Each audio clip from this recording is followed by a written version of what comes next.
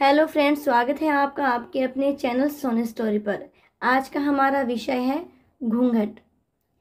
अरे रानी, ओ रानी, सो रही हो क्या अभी तक?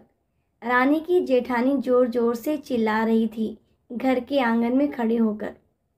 तभी रानी भागती हुई अपने कमरे से निकली और बोली, दीदी आ गई मैं। जेठानी बोली, रानी, तुम्हारा नाम रानी है, तुम रानी नहीं हो।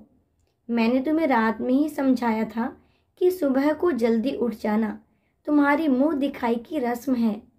रानी ने कहा, दीदी रात को नींद ही नहीं आई, जगह नहीं है ना, और मन में थोड़ा डर था कि सुबह आंख नहीं खुली तो।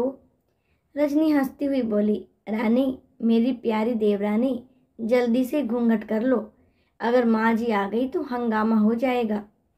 रानी ने घूंघट किया ही था, तभी माँ जी वहां आ गई और कड़कड़ाती आवाज में बोली, चलो अब क्या यहीं गपशप मारती रहोगी तुम दोनों?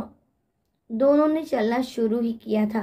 तभी माँ जी ने जेठानी के कंधे पर हाथ रखा और बोली, पता है ना कहाँ से जाना है और कैसे जाना है? माँ जी ने बोला कि जब भी कोई बड़ा तुम्हारे सामने खड़ा हो तो हमेशा घूंघट में रहना, और कम से कम अपने बड़ों के सामने आना, और बिना घूंघट के तो कभी नहीं। जेठानी कुछ बोली ही नहीं, बस अपना सर हिलाकर हाँ बोल दिया। रानी ने भी बस अपना सर हाँ में हिलाया। माँ जी के जाने के बाद रानी ने जेठानी से पूछा, रजनी दीदी, आप तो स्कॉलर हो और इन सब चीज़ों को कैसे निभाते हो? जेठानी मुस्कुराई और बोली कि मैं थारे जेठ जी से बहुत प्यार करती हूँ, इसलिए अभी तक चुपचाप सब चीज़ें निभा रही हूँ। रानी ये सुनकर कुछ नहीं बोली और चुपचाप रजनी दीदी के साथ घर के बाहर वाले कमरे में जाकर बैठ गई। वहां पर एक पड़ोस की आंटी जी बैठी थी। वो बोली कि यह कैसी बहू आई है, ससुर जी सामने खड़े हैं और ये यहाँ बैठी है। रानी को कुछ समझ ही नहीं आया। जेठानी बोली कि आंटी जी अभी नई बहू है, यहाँ के रीति रिवाज सीखने में थोड़ा समय लगेगा। वह रानी को वहां से उठाकर उसके कमरे में छोड़ गई। 6 महीने यूं ही छोटी छोटी चीजों में बीत गए। फिर एक दिन रानी राहुल के साथ साड़ी लेने गई। राहुल का फोन आया और वो दुकान से बाहर बात करने चला गया। साड़ी की दुकान पर रानी बेधड़क होकर साड़ियां देख रही थी।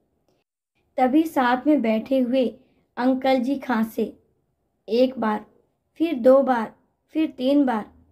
रानी ने साड़ी वाले भैया से बोला कि भैया, इन अंकल जी को पानी दे दो, बहुत खांसी हो रही है इन्हें। अंकल जी भड़क उठे और बोले, क्या बदतमीज लड़की है ये, कुछ शर्म लिहाज है या नहीं? दुकान पर हंगामा देखकर राहुल बाहर से भागकर अंदर आया और अंदर आते ही अंकल जी के पैर छूकर बोला, मामा जी आप यहाँ? रानी घबरा के दुकान से बाहर निकल आई, एक लंबा घूंघट करके गाड़ी में बैठ गई। राहुल बाहर आया और गाड़ी में बैठकर गाड़ी बहुत तेज चलाने लगा। रानी धीमी आवाज में बोली, गाड़ी बहुत तेज चला रहे हो, कहीं एक्सीडेंट ना हो जाए। हम घर पहुंचे ही थे, तभी माँ जी जोर जोर से चिल्लाते हुए बाहर आई, देखो आ गई ये रानी साहिबा, खानदान की इज्जत मिट्टी में मिलाकर। तभी रानी की जेठानी आई और बोली, माँ जी मेरी शादी को 6 साल हो गए हैं, मैं अभी तक मामा जी को नहीं जानती, ये कैसे जानेगी? माँ जी जोर से चिल्लाई, देखो कैसे चप्पड़ चप्पड़ जवान चल रही है इस रजनी की। तभी राहुल सबकी बात काटते हुए बोला, माँ ये दोनों सही बोल रही हैं, अगर ये हमेशा घूंघट करके रहती हैं तो ये मामा जी को कैसे पहचानेंगी? और माँ, आज मामा जी के फ़ोन पर तुमने पूरे घर की शांति को भंग कर दिया है। ये वो ही समाज है जिसने सीता मैया पर भी उंगली उठाई थी। रानी के ससुर और जेठ ने भी अपना पक्ष राहुल के साथ ही रखा। माँ जी थोड़ी देर सोचने के बाद वापस रजनी और रानी के पास आई और बोली कि तुम दोनों को अपनी मर्यादा पता है।